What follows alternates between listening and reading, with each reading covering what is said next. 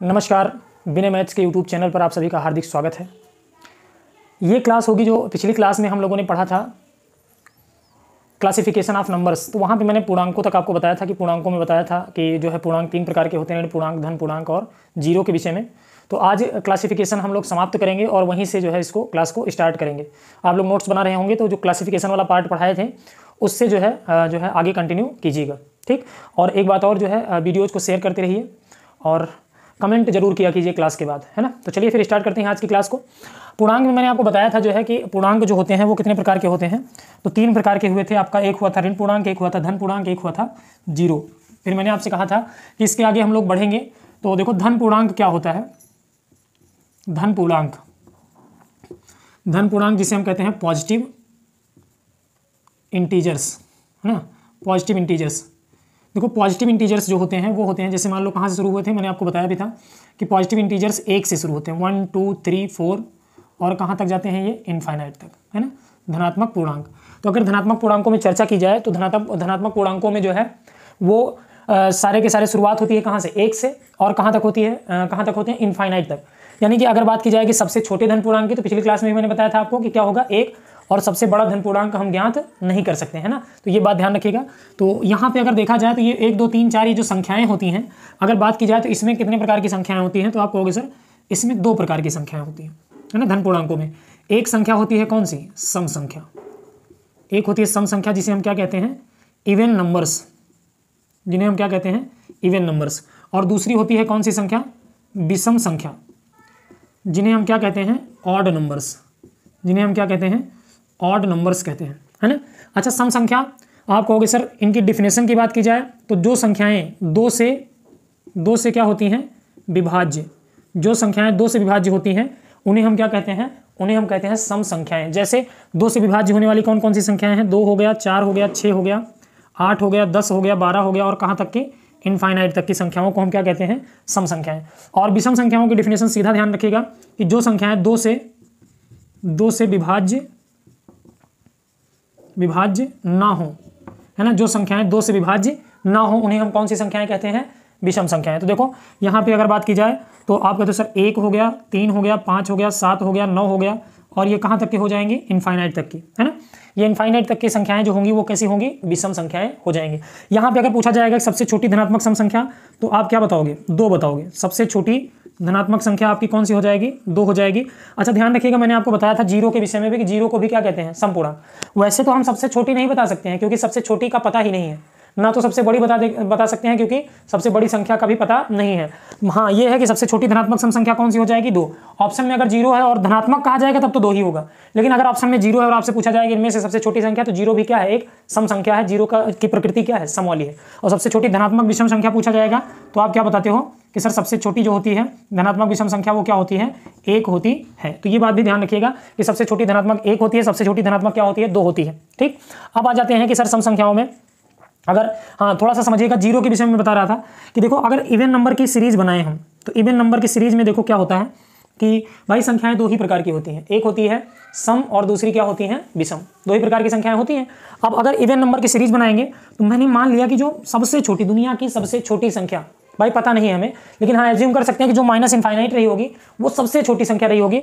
तो अब इसमें जो है 2 2 जोड़ते आएंगे तो हमें संख्याएं मिलती जाएंगी। तो देखो एक समय आएगा कि आपको मिलेगा -6, फिर इसमें 2 जोड़ेंगे -4, फिर इसमें 2 जोड़ेंगे -2, फिर इसमें 2 जोड़ेंगे 0, फिर इसमें 2 जोड़ेंगे 2, फिर 4, फिर 6, और ऐसे ऐसे कहाँ तक जाएंगे, इनफाइनाइट तक। तो आप ये कह सकते हो कि सर जो इवन नंबर की सीरीज है उसमें क्या आ गया, बीच में 0 आ गया, मतलब ये सारी की सारी संख्याएं क्या होंगी, सम संख्याएं होंगी। और अगर बात आएगी विषम संख्याओं की, ऑड नंबर की सीरीज की, तो आप कहोगे सर ऑड नंबर्स की सीरीज में अगर देखा जाए तो माइनस इनफाइनाइट अगर हम मान लेते हैं कि ये विषम संख्या रहा होगा, है ना, तो ऐसे ऐसे जब आप घटाते आओगे तो एक समय आएगा -7, -5, -3, -1, फिर क्या आ जाएगा, -1 में 2 जोड़ेंगे 1, फिर क्या आ जाएगा 3, 5, और ये कहाँ तक जाएगा, इनफाइनाइट तक, है ना। तो इस प्रकार से ये जो नंबर की सीरीज हो जाएगी, ऑड नंबर की सीरीज हो जाएगी। इसमें कहीं भी आपको 0 दिखाई नहीं देता है, तो इसलिए ये है आपका इवन नंबर और ये क्या है, ऑड नंबर, है ना। तो जब हम इवन और ऑड की बात करते हैं तो इवन में जो है आपका 0 आता है, जबकि ऑड में 0 नहीं आता है। यानी कि 0 की प्रकृति जो है, या 0 कैसी संख्या है, तो आपका तो सर 0 एक सम संख्या भी है। ये पॉइंट इंपॉर्टेंट है, ध्यान रखिएगा। और 0 को मैंने ये एक पॉइंट यहाँ पे और बताया था कि 0 ना तो धन पूर्णांक है ना ही ऋण पूर्णांक, ये पॉइंट भी आपको याद में रखना है ना। तो अब आ जाते हैं, चूंकि यहाँ पे धन पूर्णांकों का क्लासिफिकेशन हम लोगों ने कर दिया, आते हैं कि जो सम संख्याएं होती हैं उसमें दो प्रकार की संख्याएं होंगी, है ना। तो इनको क्लासीफाई करते हैं, जल्दी से नोट्स बनाते रहिए, एक बार इसको कंप्लीट कर लीजिएगा, इसके बाद जो है हम लोग एक एक पॉइंट जो है पढ़ते चलेंगे। तो देखो सम संख्या में मैंने आपको बताया कि जो सम संख्याएं होती हैं इसमें भी दो प्रकार की संख्याएं होती हैं, यानी कि जो इवन नंबर होते हैं, इवन नंबर्स, इसमें दो प्रकार की संख्याएं होती हैं। देखो एक होती है आपकी कौन सी, भाज्य। देखो ये बहुत इंपॉर्टेंट है, एक कह सकते हैं कि एक होती है अभाज्य संख्याएं, एक होती है अभाज्य संख्याएं, जिसे हम क्या कहते हैं, प्राइम नंबर्स। ये भी ध्यान रखिएगा, इन्हीं अभाज्य को कभी कभी जो है टेट वगैरह के एग्जाम में रूढ़ संख्या भी कहा जाता है। तो ये मत सोचिएगा कि रूढ़ संख्या कोई देश दुनिया की कोई नई संख्या आ गई, वही है अभाज्य, वही है रूढ़, है ना। ये ध्यान रखिएगा कि प्राइम नंबर जो है आपके अभाज्य संख्याओं को कहते हैं। और दूसरा है भाज्य, भाज्य संख्याएं, है ना, भाज्य संख्याएं, जिन्हें हम क्या कहते हैं, कंपोजिट नंबर्स, जिन्हें हम कहते हैं कंपोजिट नंबर्स, है ना। ये अभाज्य संख्याओं की डिफिनेशन लिख लीजिएगा। अभाज्य संख्याएं ऐसी संख्याएं जिनके केवल दो गुणनखंड होते हैं, ऐसी संख्याएं जिनके केवल दो गुणनखंड होते हैं, यानी कि दो ही फैक्टर होंगे, वही संख्याएं क्या होंगी, अभाज्य। या इसी को आप ऐसे भी लिख सकते हो कि वे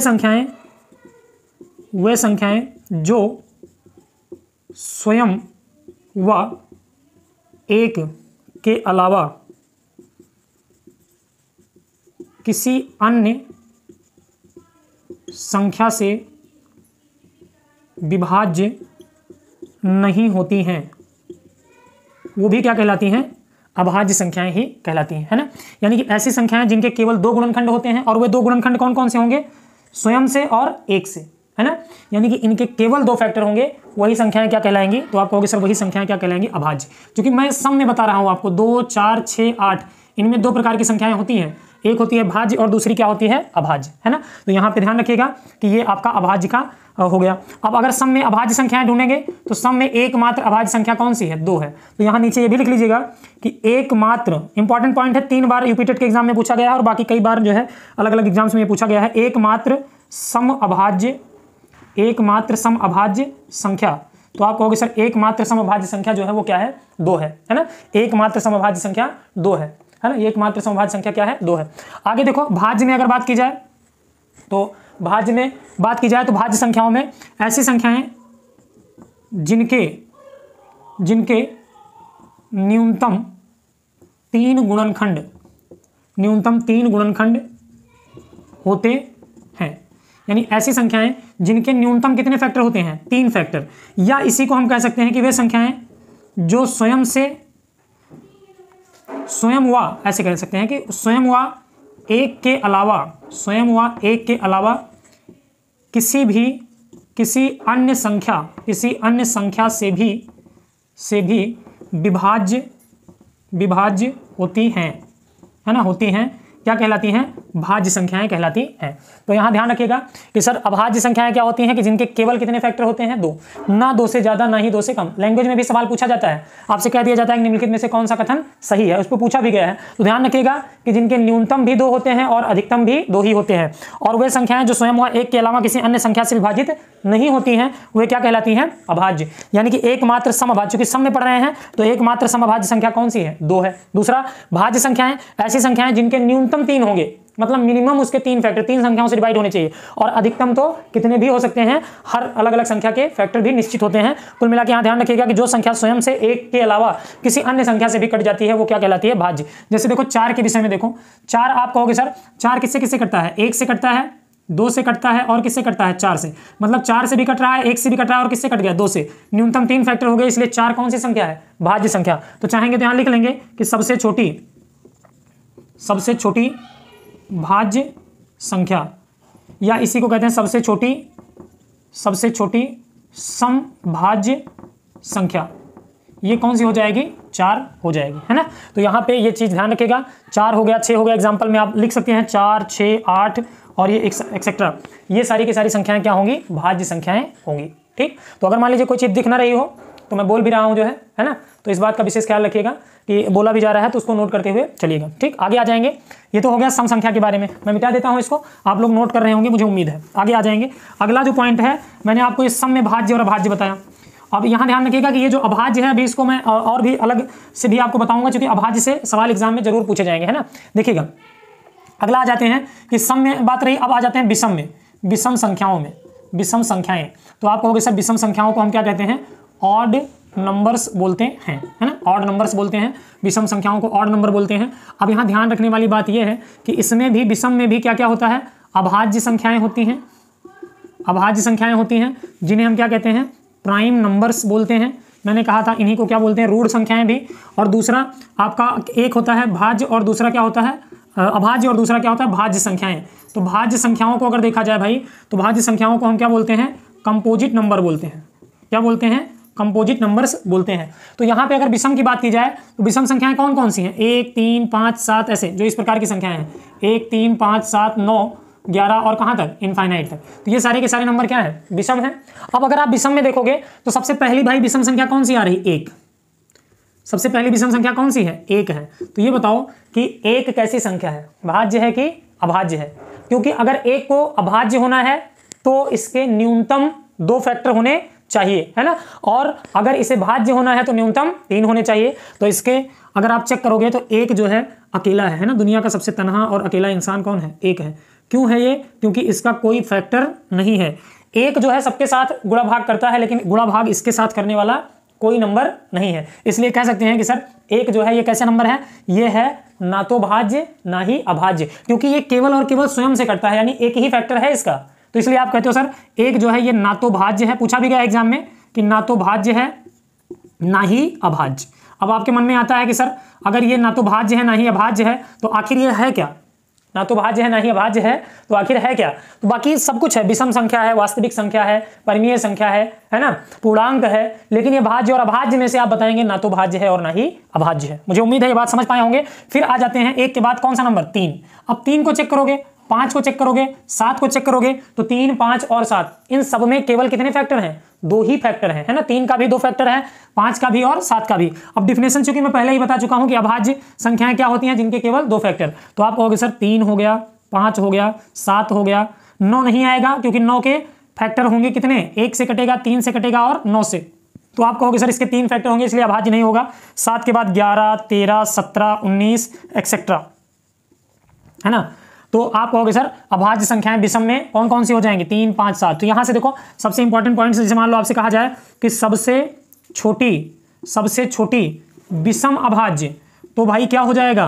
3 हो जाएगा। सबसे छोटी विषम अभाज्य संख्या कौन सी हो जाएगी? 3। 2 अंकों की सबसे छोटी अभाज्य संख्या, तो आप कहोगे सर 11। 2 अंकों की सबसे बड़ी 97। अभी आगे चल के सब लिखवा देंगे आप लोगों को। ऐसे देखो भाज्य में आ जाएं तो 7 तक तो हमने काउंट ही कर लिया था। इसके बाद क्या आता है? 9 आता है। 9 के बाद आता है 11, 13 तो यही हो जाएगा अभाज्य ही। फिर 15 आता है। 15 के बाद 17, 19 अभाज्य होता है। फिर क्या आता है? 21 आता है और ऐसे इनफाइनाइट तक। यानी अगर आपसे कभी भी सवाल में ऐसा पूछा गया कि सबसे छोटी विषम भाज्य संख्या, तो ये भी नोट कर लीजिएगा, सबसे छोटी विषम भाज्य संख्या कौन सी है? 9 है ना। सबसे छोटी विषम भाज्य संख्या कौन सी है? 9 है। तो यहाँ पे मैंने आपको बता दिया धन पूर्णांकों के क्लासिफिकेशन के बारे में। मैंने आपको बताया था कि धन पूर्णांकों में जो है 2 प्रकार की संख्याएं होती हैं। कौन कौन सी? सम होती है और क्या होती है? विषम होती है। फिर मैंने बताया सम में भी 2 प्रकार की होती है। कौन कौन सी? भाज्य होती है और अभाज्य होती है। विषम में भी मैंने बताया आपको 3 प्रकार की हो जाएगी।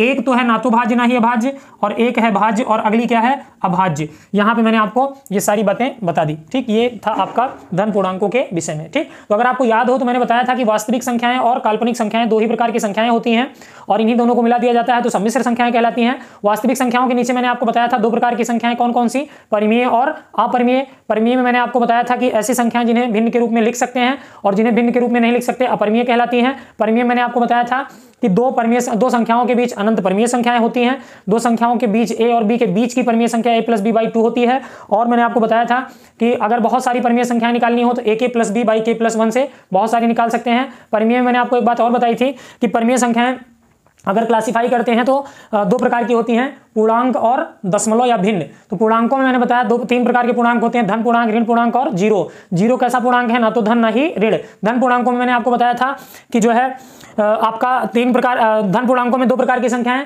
भाज्य और अभाज्य, और आपका विषम संख्याओं में भी भाज्य अभाज्य और एक होता है, ना तो भाज्य ना ही अभाज्य। तो यहां तक आपका हो गया। फिर अब दूसरा पार्ट मैंने आपको बताया था भिन्न के बारे में, है ना, या दशमलव के बारे में। तो अब वहां पे आ जाते हैं। अभी इसके बाद मैं आपको अलग से अभाज्य संख्याओं पे बहुत सारे सवाल आने वाले हैं एग्जाम में, वो सारी चीजें मैं आपको बताऊंगा। ठीक, चलिए फिर मुझे उम्मीद है कि आप नोट्स बना रहे होंगे, तो नोट्स बनाते रहिएगा और लिखते रहिएगा, है ना। जो भी चीजें समझ ना आ रही हो आप उसको कमेंट कर दिया कीजिए कि सर इसको जो है बता दीजिए फिर से, तो अगली क्लास में आपको उसके विषय में भी बता दिया जाएगा। ठीक, चलिए फिर आगे बढ़ते हैं। बहुत ज्यादा बातचीत ना करते हुए मैंने आपको बताया था कि दशमलव या भिन्न, दशमलव या भिन्न, देखो भिन्न को ही दशमलव कहते हैं ना, लेकिन एक दशमलव ऐसा होता है जो कि भिन्न नहीं होता है, तो उसके विषय में भी हम लोग पढ़ेंगे। अगर बात की जाए कि दशमलव की, जिसे हम कहते हैं डेसिमल, है ना, डेसिमल कहते हैं, समझ लेंगे आप उतना, डेसिमल बोलते हैं। डेसिमल होते हैं कितने प्रकार के, दो प्रकार के भाई। कौन कौन से, एक होता है शांत, देखो एक होता है शांत दशमलव, एक होता है शांत दशमलव जिसे हम क्या कहते हैं, टर्मिनेटिंग, टर्मिनेटिंग डेसिमल्स। ठीक, एक होता है आपका शांत दशमलव जिसे हम क्या कहते हैं, टर्मिनेटिंग डेसिमल, और एक होता है हमारा कौन सा भाई, अशांत। अशांत जानते हैं ना, जो चिल्लाता रहता हो, अशांत दशमलव, मतलब जो कभी शांत ना होता हो, जिसे हम क्या कहते हैं, नॉन टर्मिनेटिंग, नॉन टर्मिनेटिंग, जिसे टर्मिनेट ना किया जा सकता हो, नॉन टर्मिनेटिंग डेसिमल्स। ठीक, तो एक होता है आपका शांत और एक होता है अशांत। अब भाई ये शांत और अशांत क्या है, तो आप कहोगे सर शांत दशमलव ऐसे हैं, यानी कि ये ऐसे फ्रैक्शंस हैं, जैसे देखो कहीं लिखा हो 0.2 या 0.5 केवल लिखा हो, है ना, या आप इसको ऐसे भी कह सकते हो कि सर कहीं कोई फ्रैक्शन लिखा हो 1/2 और इसको हम डिवाइड करते हैं तो ये आता है, एक में तो पढ़ा जाएगा नहीं, तो ये दशमलव लगा के 2 पंचे 10, ऐसे कहीं लिखा हो 1/4, इसको डिवाइड करें तो 0 पॉइंट, ये हो जाएगा 4 दूना 8 और 4 पंचे 20, 25। ऐसे कहीं लिखा हो 1/8, इसका मतलब होता है 0.8 एकम 8, 8 दूना 16, 8 पंजे 40, 0.125। तो आप ये देख रहे हो कि सर ये जो फ्रैक्शंस थे, ये एक अंक पे दशमलव पूरा पूरा कैंसिल हो गया, ये 2 अंक पे, ये 3 अंक पे, यानी ऐसा कोई भी दशमलव, है ना, 1, 2, 5, 7 या 6 जो निश्चित अंकों पर जो है वो क्या हो जाता है, शांत हो जाता है, उसे हम कौन सा दशमलव कहते हैं, टर्मिनेटिंग डेसिमल कहते हैं, शांत दशमलव कहते हैं। और आप यहाँ पे जान रहे हो कि जो शांत दशमलव है भाई, ये ऐसे फ्रैक्शन होते हैं, सीधा सीधा कह सकते हो कि जिनका हर जो है वो, जिनके हर में 2 या 5 हो, या 2 हो या 5 हो, या 2 और 5 का गुणनफल हो, वे सारे के सारे दशमलव क्या होते हैं, शांत होते हैं। और जिसमें 2 और 5 के अलावा कुछ हो, वो सब क्या होते हैं, अशांत होते हैं। तो यहाँ पे ध्यान रखिएगा कि इन सारे फ्रैक्शन, इन सारे डेसिमल्स को भिन्न में बदला जा सकता है। तो ये पॉइंट भी याद रखिएगा कि ये सारे के सारे नंबर जो होते हैं, ये कैसी संख्याएं होती हैं, परमीय संख्याएं होती हैं, है ना। ये सारी संख्याएं कैसी होती हैं, परमीय संख्याएं होते हैं। ये पॉइंट जरूर याद रखिएगा कि परमीय संख्याएं होते हैं या परमीय संख्याएं, क्योंकि यहाँ से सवाल पूछा गया है शांत में से, है ना। तो कहीं भी आपको अगर कोई शांत दशमलव दिया गया है, जैसे कहीं दिया गया है 0.235, तो आप तुरंत इसको 235 भागे 100 कर 1000 कर सकते हो, इसको भिन्न में बदल सकते हो। इसको अगर भिन्न में बदल सकते हैं तो इसलिए कहते हैं ये कैसा दशमलव है, शांत दशमलव है। दूसरा, अशांत में भी 2 प्रकार का होता है। अशांत में कितने प्रकार का होता है, 2 प्रकार का। एक होता है भाई अशांत, अशांत आवर्ती दशमलव, एक होता है अशांत आवर्ती दशमलव जिसे कहते हैं नॉन टर्मिनेटिंग, नॉन टर्मिनेटिंग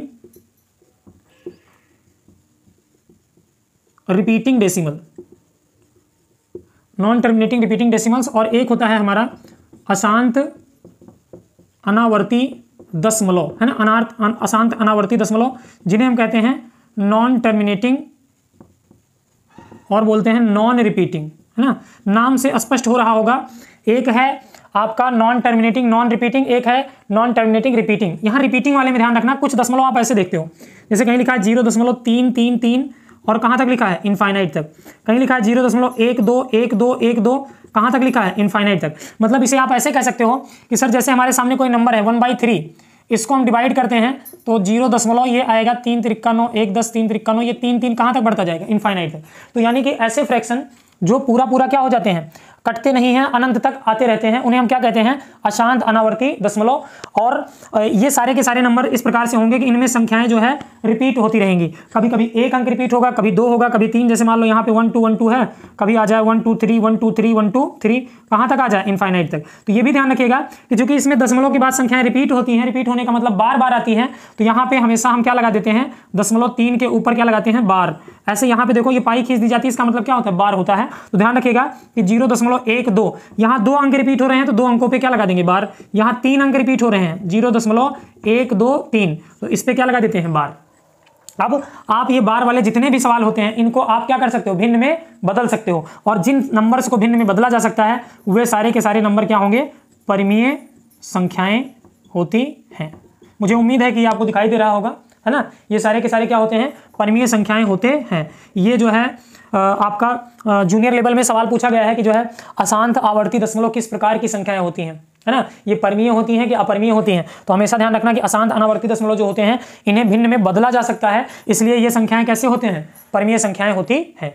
तो थ्योरी से भी सवाल आते रहे एग्जाम में, तो ये बिल्कुल ध्यान रखिएगा आप लोग। अब आ जाते हैं अशांत अनावर्ती दशमलव पे। याद करिए अपरिमेय संख्याओं को, मैंने बताया था कि अपरिमेय संख्याओं को भिन्न में नहीं बदल सकते हैं, यानी ऐसा कोई दशमलव जिसमें कोई भी दोहराव नहीं होता है, कोई ना कोई नंबर इसके आगे हमेशा आता रहेगा, रिपीट होने का कोई चांस नहीं रहता है। अब वो जो मान होता है वो जैसे √2 का मान हो गया, √3 का मान हो गया, √5 का मान हो गया, √7 का मान हो गया, यहाँ तक कि पाई का भी मान हो गया। ये अगर आपसे पूछा जाए कि पाई का भी मान किस प्रकार का होता है, तो आप हमेशा बताओगे कि ये अशांत होता है और क्या होता है, अनावर्ती होता है। तो यही है, यही सारे के सारे क्या हैं, अपरिमेय संख्याएं। तो हमेशा ध्यान रखिएगा कि ये सब क्या होते हैं, अपरिमेय संख्याएं होते हैं, इन्हें भिन्न में नहीं बदल सकते हैं। जैसे √2 हो गया, √3 हो गया, √5 हो गया, एक्सेट्रा। ये सारे के सारे अशांत अनावर्ती दशमलव जो है ये आपके अपरिमेय संख्याएं होते हैं। मुझे उम्मीद है कि ये बात आप सब दशमलव में समझ पाए होंगे कि सर दशमलव 2 प्रकार के होते हैं, एक होता है शांत और दूसरा क्या होता है, अशांत दशमलव। शांत दशमलव जो दशमलव अंक के 2 3 4 5 या निश्चित अंकों पे पूरा पूरा टर्मिनेट हो जाते हैं,